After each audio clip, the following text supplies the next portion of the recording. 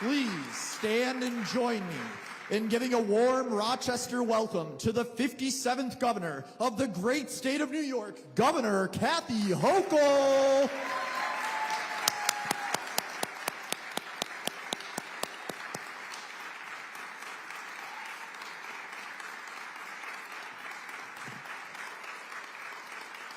Wow, Rochester, New York is in the house. Let's show Governor Kathy Hochul how we treat our governors, right?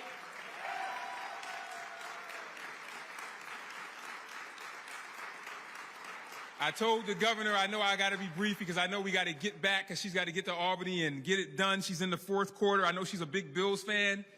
And we're on the 1-inch yard line, and it's time to push it through. And I know that the governor will do that today.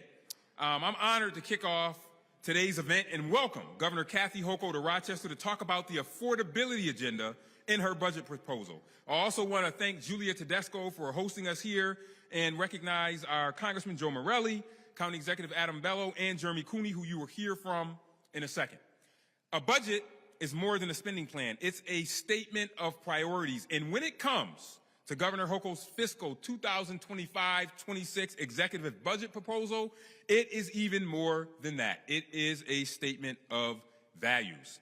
And this budget serves as an unequivocal statement that the governor's highest priority and number one value is the people of New York State and making sure they not only have the means to survive, but actually thrive. From putting more money on pockets of New York families through tax refunds, a middle-class tax cut, and the expansion of the child's tax credit, to investing in our streets and roadways to fill potholes and keep vehicles out of auto repair shops, to providing local municipalities and school districts with resources they require to provide the best possible service to their constituents, to investing in public safety and the elimination of gun violence. Governor Hochul, her budget reflects the shared priorities and our shared values of a chief executive who truly understands that financial challenges of residents and businesses owners of New York State. She is putting those folks first. She always has, and this budget continues to do that. And lastly, this budget, it does more than recognize their challenges. It recognizes their hopes and dreams to rise above their challenges and make their lives better for themselves and their children. This is a budget that was drafted by someone who knows what it's like to clip coupons and make difficult choices to set aside savings for emergencies and a better future for their family. This is a budget that reminds us all why we can be proud to call ourselves New Yorkers. Because it reminds us that New York's governor, Kathy Hochul, fully understands that the role of government is to serve the people whose hard-earned money provides the revenue to create this budget, and not the other way around. So I know Governor Hochul is a huge fan of the Buffalo Bills. So it shouldn't surprise you. It shouldn't surprise any of us that her leadership of New York State right now, especially the leadership that is reflected in the priorities and values outlined in this year's budget proposal, reminds me, especially when you look at what's going on in the world and our country, of the Marv Levy's famous quote, "Where else would you rather be right now?" And I can tell you where I'd rather be right now, in New York State with a governor like Kathy Hochul. Ladies and gentlemen, our governor, Kathy Hochul.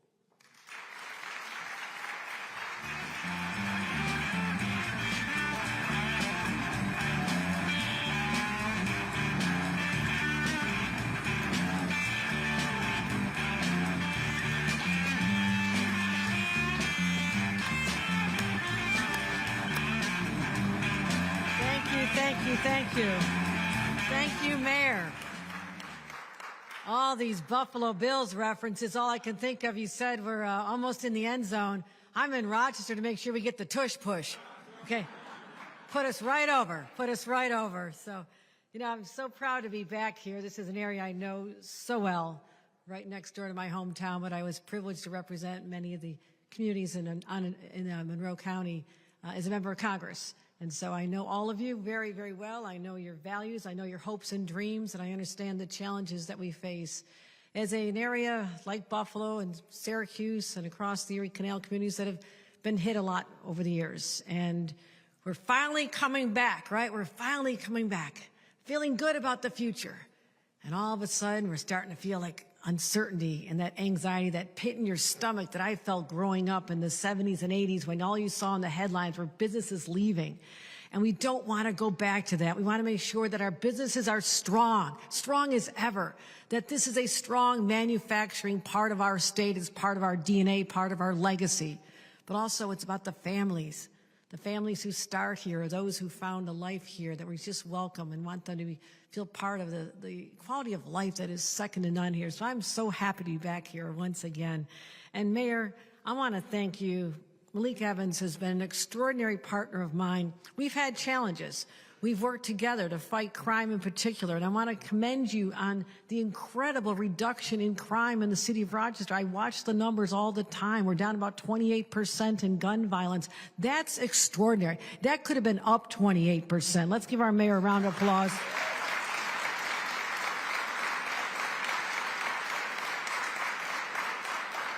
And I've known our Congressman Joe Morelli for so many years, since he served back in our state legislature. Joe, which is better? Where'd you have more fun? But what a voice at a time when we need common sense upstate people just say, no, that's wrong. Our people are going to be hurt by those policies, and be that loud voice of reason. And I thank him for being a friend of mine, but also a friend of this community. I want to thank our Congressman Joe Morelli. Senator Jeremy Cuny, using the influence as chair of the Transportation Committee to make sure the money shows up here, and I'm his partner in doing that, and making sure that our budget reflected the priorities we have in upstate, because we need more money for highways and roads and bridges. And we know what it's like to grow up in areas and live in areas that road salt and all the effects of the brutal winters we experience are something they don't deal with in the rest of the country always, but we do, and we need the money year after year after year, and I want to thank you for being such a great champion. Our Senator Adam Bell, I'm a former county official myself, and what you have done, and also in embracing our effort to eradicate poverty in this region. You have many other issues to work on, I know, but this is a passion of yours. And I'm so glad we could deliver the $25 million under your watch, because I know it's going to be spent in ways that are impactful, effective, and necessary. Let's give a round of applause. We also, former county clerk, Jamie Romeo. So glad you could join us. Is Jamie here? No? All right. Jamie's doing all those important county clerk jobs. I know what they are. I used to spend a lot of time in the DMVs. You know, it's fun to always used to grade the kids' permit test. And I'd say, let's see, are you going to pass or not? I'd say, is your room clean? You listen to your parents? Your parents say you're a good kid? So I used to love messing around with the kids when they were waiting for that, you know, that anxiety of finding out. But I love spending time in the DMVs, unlike most people. And Bob Duffy still left a legacy of great accomplishment in his lifetime of public service. You know, this city has benefited from his wisdom and his steady hand as a commissioner of police and as the mayor, and then also as a lieutenant governor. And I thank him for being a staunch friend of mine and a real advocate for the businesses of this community. So Bob Duffy, thank you for all you're doing. Julia Tedesco, I'll be introducing you in a little bit, but this place is extraordinary. I mean, this place just gives us hope. We walk into this and see the expansion, number one. The parking lot's a mess, but that's a good sign. But also all the people here, all the volunteers, all of you are committed to lifting up hundreds of thousands of people who rely on this every single year, now more than ever. So to you and to Matt, I remember we got the tour here back, I think it was, you said we were here February of 2020. Yeah, those were the good old days, right before March of 2020, when everything fell apart and you became more essential than ever. So to everyone at let's give Food Link an amazing round of applause. Mitch Gruber, also the Chief Impact Officer. So we have been working around the clock. I need to just take a little break and come to Rochester, but we're gathering again this afternoon. We wanted to make sure that our budget, as you heard from the mayor, delivers real relief for New Yorkers. And I'm so grateful for the collaboration and the countless hours and meals we've spent together, our two leaders, Leader of the Senate, Andrea Stewart Cousins, and Leader of the Assembly, Speaker Carl Heastie. I mean, these are strong leaders, strong partners who are working with me to get this over the finish line. And we are truly in the home stretch. We really are close. And yeah, we're a little late. But as I go into stores and diners and talk to people, it's like, would you rather have an on-time budget that doesn't give you everything I'm looking for? Or would you rather have us wait a little bit and deliver exactly what I said I would do for you? And I think the answer is clear. Are you with me on this?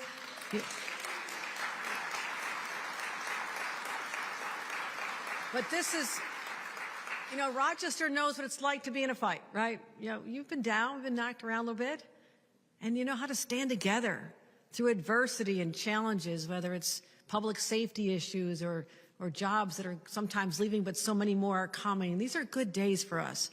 But right now, we're living in really frightening times. And I, for one, am not an alarmist. I've seen everything. So when I say these are frightening times, I know what I'm talking about because there's such turmoil in Washington right now. And the effect of these tariffs, I mean, my gosh, we just feel like we're hitting our stride. You know, people are coming back. We got Micron down the road, and we've got companies coming to Batavia, and all this synergy created with this innovation supply chain that's Rochester is almost dead center. I mean, this is where it's going to be happening. And now everybody has to step back and say, wait, can I still make that investment in that expansion? Because how much are my supplies that are coming in from, guess what, our friends in Canada? They're our friends. Or coming over from Mexico or coming over from other countries, and how much more is it going to cost me, and can I still really do that? All I know is that expansion means more jobs. And when you grow up in upstate New York, jobs are the most priceless thing you can get because that means you're going to be able to take care of your family. And maybe you're going to need help here in the beginning, but maybe you won't. Maybe someday you'll come back as a volunteer at FoodLink. That's the dream we want for everyone. When we start losing jobs because people won't expand because of the uncertainty, I mean, look at what happened with the stock market, and we lost $10 trillion from our economy. Yes, if you're a business person trying to decide what to do, you're going to step back a little bit. And that's not good for us. Our economy is being upended even as we're sitting here. And those who check their 401k every day, those who are getting closer to retirement, I mean, what does that do to your psyche? Like, wait a minute, this wasn't supposed to happen. It's like having decades of hard-earned cash stolen right out of your pockets. And anybody here from GM? All right, Dan, how are you? Thought you might be here. Dan Maloney, great friend of mine. I mean, what they're saying down there, they're not sure what's going to happen. Lost wages, fewer hours, results of a lot of factors going on, but certainly tariffs are playing into this. I mean, I've stood with you on the lines. I know how hard your guys work. I know what it's all about. Those are good paying jobs, the same kind of jobs that lifted my grandfather and my parents out of poverty. Those good union manufacturing jobs, you're working with your hands, and good dignified work. We want to make sure we have more of those jobs, not fewer.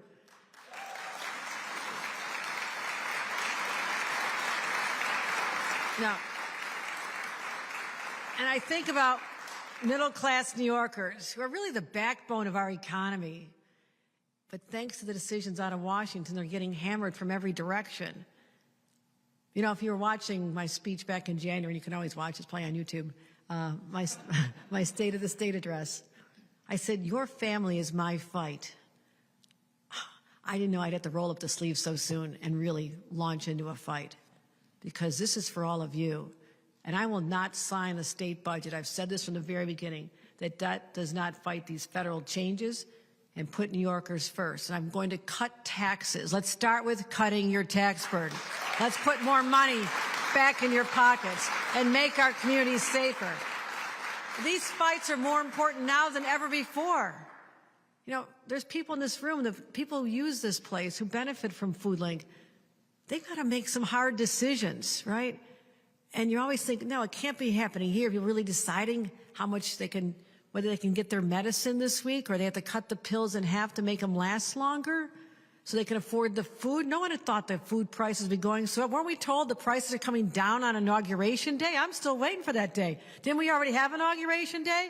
I go to grocery stores. They're not coming down. They're going up. It's hard for people.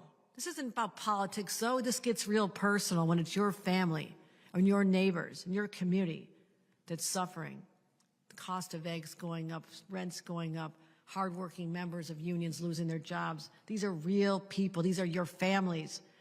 But listen, I'm working hard to make sure that we can get through these times. You elected me to deliver results, and my budget will do exactly that. And you heard what I'm fighting for. I know we can do this. And when I talk about the inflation refund rebates, you know what that's about? We paid so much more because of inflation for everything you bought, from kids' sneakers to your groceries and everything. We're going to have 542,000 households in the Finger Lakes region get hundreds of dollars back in your pockets. We can get that done. Are you with me on that? We can triple the child tax credit, the largest expansion of a benefit in our state history, $1,000 for kids under the age of 4. Can we get that done? And what about the cost of school lunches? Parents, I did this. I'm a mom. You had to pack the school lunches. You have to get a little snackable or all those little things you got to get for the kids and pack it up, and you got to make sure they have breakfast before they go to school. And the cost of all that. What about getting free school lunches and breakfast for kids in every classroom so the kids who are on those programs that get extra help are not stigmatized by their poverty? Can we get that done? Thousands of dollars back in their pockets? But it's what I'm worried about. I have a plan to put upwards of $5,000 back in families' pockets. But the other pocket's getting robbed because the cost of tariffs are going to be anywhere from $3,000 to $6,000 per family. That's not fair. I'm trying to get you ahead, not to get you further behind. But also, in addition to all the economic stress, we have to continue focusing, laser focused on public safety. We will never, ever rest, knowing that there's still a single crime being committed on our streets, whether it's in our rural communities, whether it's in our cities, our suburbs. But here's the good news.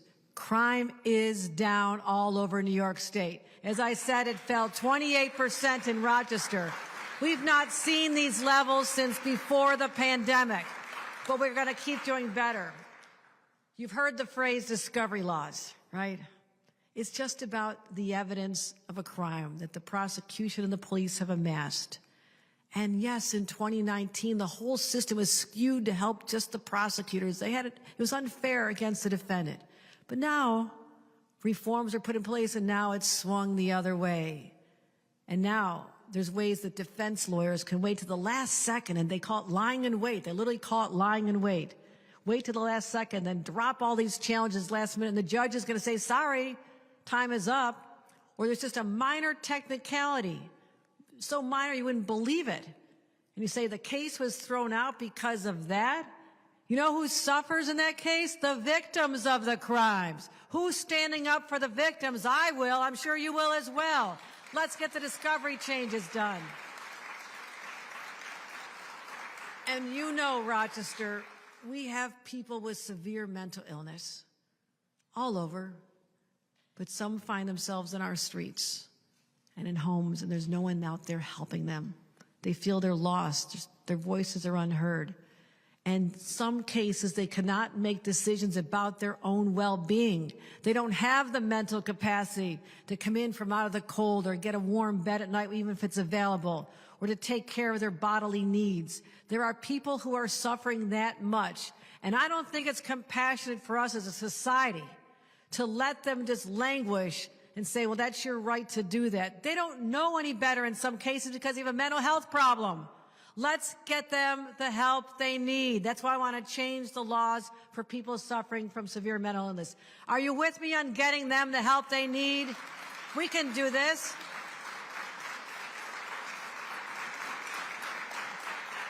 Now, as I said, I'm not backing down.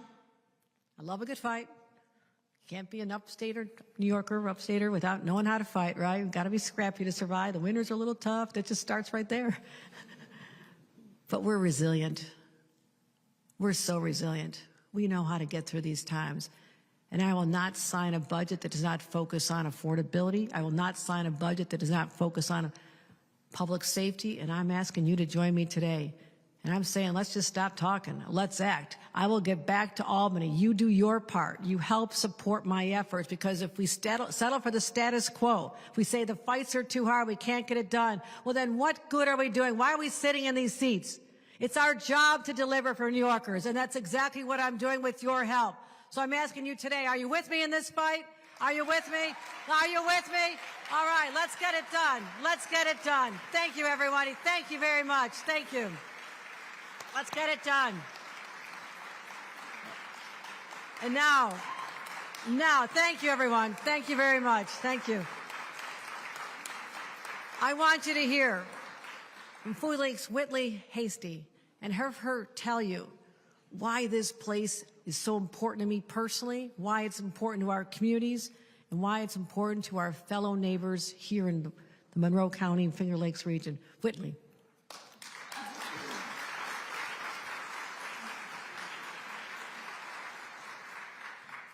Thank you. Thank you, everyone. Thank you, Governor. My name is Whitley Hasty, and I'm proud to be standing up here today with Governor Hochul and our local leadership. I am FoodLink's Benefits Navigation Manager, and I lead a team that is responsible for meeting our neighbors where they are by helping them apply for safety net programs that will help them make ends meet. And in particular, I assist with applying for SNAP and WIC benefits to put food on their table every day. And this is really meaningful work for me, especially as someone who has used those nutrition benefit programs in the past. I was a WIC baby. My son just turned 5. It was just really crucial in my life. And I know how difficult it is for young moms, young parents trying to raise and nourish their families, especially now at a time when 2.4 million New Yorkers are food insecure, and this is a growing crisis in every rural, suburban, and urban zip codes across the state. So my work at FoodLink not only connects those people to benefits, but it also provides referrals to other services that we can provide, like the curbside market, providing more access to fresh food, double up food bucks, stretching the food dollar, and helping farmers as well. And on the only New York State certified cook apprenticeship program, our FoodLink's Career Fellowship. I come to work every day, and I know that we at FoodLink are fighting to build healthier communities. But you can't do this work every day without understanding the struggles and the feelings and feeling the challenges of today. I have 2 young children, 9 and 5, and I feel the pinch of inflation. My monthly expenses are up, just like everyone else's: rent, utilities, food and transportation. And families like mine need more money back in our pockets to meet our basic needs. The families that me and my team helped to sign up for benefits also need more money back in their pockets. And that's why I'm so grateful that the New York State budget is going to provide direct support for moms like myself in the form of the expanded child tax credit and universal school meals. Policies and programs like these will definitely help my family and all of the families that FoodLink serves on a regular basis. And thanks, Governor Hochul and the New York State Legislature for getting it done.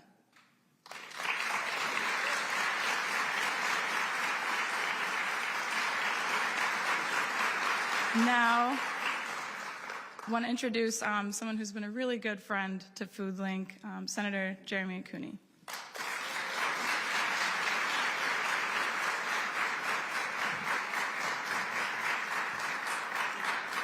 Thank you, Whitley. Let's give her a big round of applause. Her and her entire team at FoodLink doing the work for us day in and day out. We're grateful for your work and your entire team, and Julia and Mitch and the entire team here at FoodLink. I want to talk about leadership. Governor's right. It is time to get this done and to deliver big for Rochester, for Monroe County, for the Finger Lakes region, of course, for all New Yorkers. But when we talk about leadership, especially in this day and era, we know that some politicians choose to lead by fear. Trade wars, undermining our courts and our fair elections process, stirring up conflict among diverse people. Sound familiar? But the better leader, the leader that New York deserves, sets a positive vision and brings people together to make sure that we are delivering on the promises by those who count on us to get the work done. My friends, that's Governor Kathy Hochul. I see it firsthand every day in Albany. She's smart, she's persistent, and she's hardworking. I was there when the governor gave her State of the State address, and she means what she says. These are not just talking points. These are what New Yorkers need and deserve from their leaders. And affordability isn't just a buzz term. It's a critical need that so many people here in Monroe County need. 50% of our children live below the federal poverty line. This is not a new talking point for any of us in this room. We know that. We're ashamed of it. But we can do something about it. We can pass this budget. We can reinvest in families. We can make people believe that government is there to do good again. And so I'm so proud to work with our governor, to work with the Democratic majority in the state Senate, my colleagues and our local delegation, to work together on a good budget, a budget that this governor set out to bring us together to do. So we're going to get back in our cars, we're going to head back to Albany, and we're going to get this budget done with your help. And I'm just so grateful for all of you here in pushing us to do the right thing for Rochester, Monroe County, and all New York. Thank you.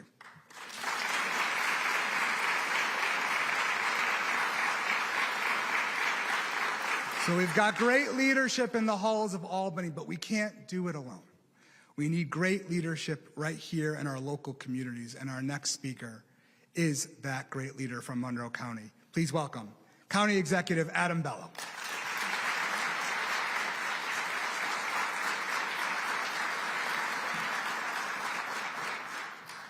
Good morning. I am excited to be here with so many great partners in government to support Governor Hochul's state budget. I'm proud to be standing with all of you, standing with a governor who gets it, a governor who is not just talking about affordability, but she's delivering it. Governor Hochul, thank you for your commitment to building a stronger, more affordable New York for everyone. Thank you. Let's be candid, though. Families across Monroe County, across the Finger Lakes, and across New York are feeling the squeeze. Prices are up from housing, groceries, childcare, even health care. Life has continued to get more expensive. And to make matters worse, we have a president and a federal government who are imposing tariffs on our biggest trade partners, which will only make costs go up even more, while at the very same time cutting the programs and services designed to provide the opportunity to families to succeed and to lift themselves up. But under Governor Hochul's leadership, New York State is taking action. From lowering taxes on the middle class families to the first of its kind inflation reduction refund, increasing the Empire State Child Tax Credit, Governor Hochul's affordability agenda is bold, it's smart, and it's exactly what New Yorkers need right now. And it's also a Rochester-focused budget, and on behalf of our residents, I'm incredibly grateful. In Monroe County, we're going to see the impacts of these investments firsthand. Initiatives like the Monroe Ladder Demonstration Program, it's a groundbreaking program aimed at mitigating the benefits cliff that not only impacts employees but also our employers. The Community Care Coordination Program, this is innovative work that's being done to support our health care delivery system in Monroe County, allowing our hospitals and our skilled nursing facilities to provide better care to our community, especially for our older adults and more vulnerable residents. But one thing is clear. We have a governor who is listening, who is leading, and who is getting it done for New Yorkers. This is what progress looks like. This is what innovation looks like. And this is what leadership looks like. And the New York State budget builds a foundation for the future of the people of our state. Because when you make New York State, Rochester, and Monroe County more affordable, you lift the burden on working families. But most importantly, you foster an environment where everyone who's raising their family in this community has the opportunity to succeed. That's what this is about, the opportunity available to everyone to succeed. So we need to keep this going. Let's back Governor Hochul's vision. Let's build a future that works for everyone, from downtown Rochester to the rural towns that define who we are. Let's work together to build a New York that we know is possible for everyone. So with that, I get to introduce another fighter, someone who is getting it done for Monroe County and Rochester, who is leading the way and is fighting for us every single day in Washington, D.C., our great Congressman Joe Morelli.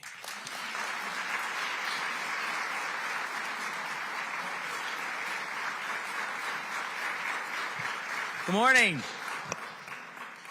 Wow, what a great group of people here gathered. And I want to start by thanking my dear friends Julia and Mitch, Whitley, all the folks at FoodLink. This is an extraordinary organization, and we are incredibly proud of the work that you do. And I know these are tough times, but you do it always with great professionalism and great passion for the people you serve. So let's give FoodLink a big round of applause.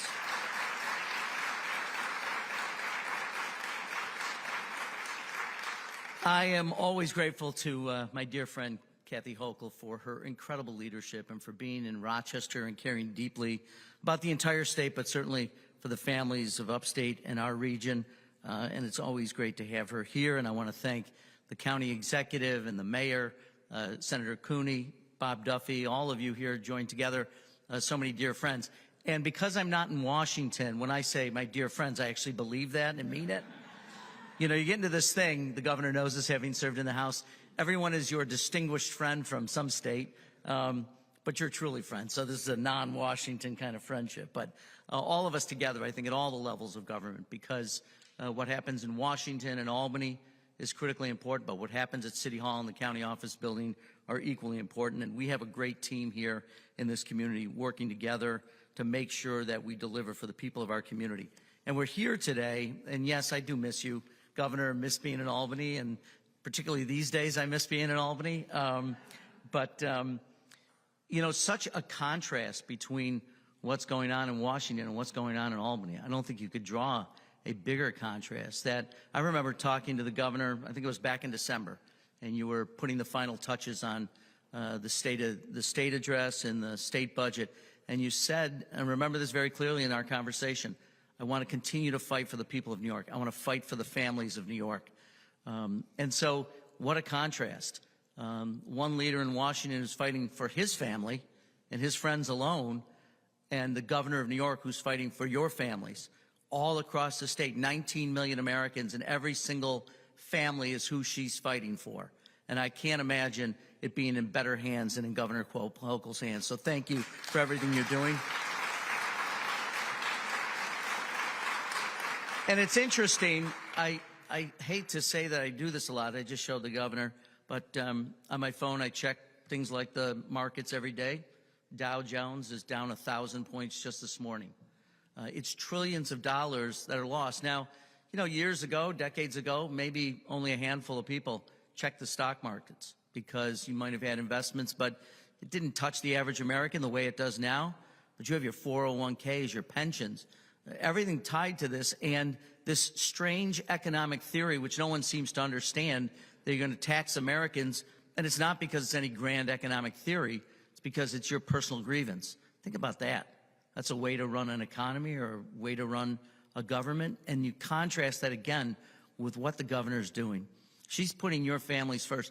$5,000, up to $5,000 back in the pockets of New Yorkers, people who have been hit by inflation because of COVID, who've now been hit because of all the things that are going on in Washington in an administration that doesn't seem to have any theory of what it's doing. Those $5,000, sadly, will be making up for the loss they're feeling. But she's fighting for it every single day. And look, I was a member of the state legislature. Senator Cooney's a member of the state legislature. We're not always the easiest group to get along with. And there's, you know, a few hundred of us, and everybody has a different opinion. Being able to lead and to make sure that you have a North Star is what this is about. And Kathy Hochul has a North Star, and that North Star is knowing that there's a struggle every day for families as they're sitting around their kitchen tables trying to figure out, how do we pay for daycare? How do we put groceries on the table? How do we put clothes on our kids' back? And she knows that struggle as being a mom, packing lunches. By the way, dads pack lunches too. I packed a few in my time. Yes, you can give it up for dads. I don't know if my son Joseph's here. He could tell you what kind of lunches I pack. But But these are the kinds of things where you really, for all the grand things in the world that we talk about, it's the day-to-day stuff. It's the hard part of living and getting through it. And that's what the governor is so committed to doing. And she has not varied from this a single day that I've known her, whether it was her running as when she was the county clerk in Erie County or when she was representing us in the House of Representatives, but certainly as governor of New York, every day thinking about what your families are going through. What a contrast to what we see. And making sure our communities are safer every single day. And I see our friends from the Sheriff's Department who do such a great job, and the people in law enforcement in this community who deserve a big round of applause.